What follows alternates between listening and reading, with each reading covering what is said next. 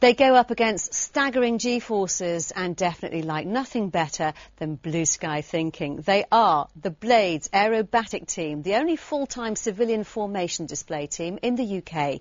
It was formed by two former RAF wing commanders, and Julian has been to see them in action for Forces News.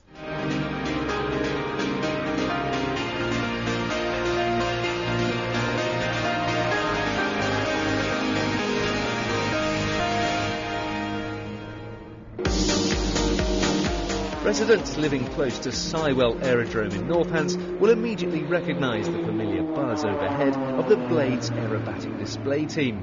The Blades are part of the 2XL Aviation Group and are now in their 5th year. They've spread their wings so far in that time that they are set to appear at 50 public air displays this summer, wowing crowds with their daredevil manoeuvres. Comparison between this outfit and the RAF's iconic display team, the Red Arrows, is more than justified. The founding members and current flyers within the Blades are all former Reds. The Red Arrows obviously is a great place for someone to come from, and not only because it's the only way, but it cuts down on our training because we operate in a similar way. We understand how that operates, and a lot of our operating procedures are very similar to what the Red Arrows currently use, and someone who's come from that, well, it cuts down our need to train them, quite so much.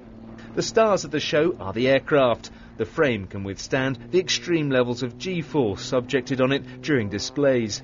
Designed by aerobatic display pilot pioneer Walter Extra, the Extra 300 takes some getting used to, even for a former Red Arrow. You can do things in this aeroplane I never ever got to do in the service. I didn't realise you should be able to move the stick and the rudders in certain places and get away with it.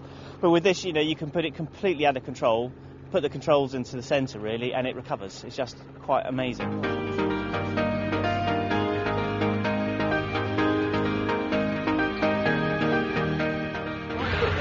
Stand on there, hand on there.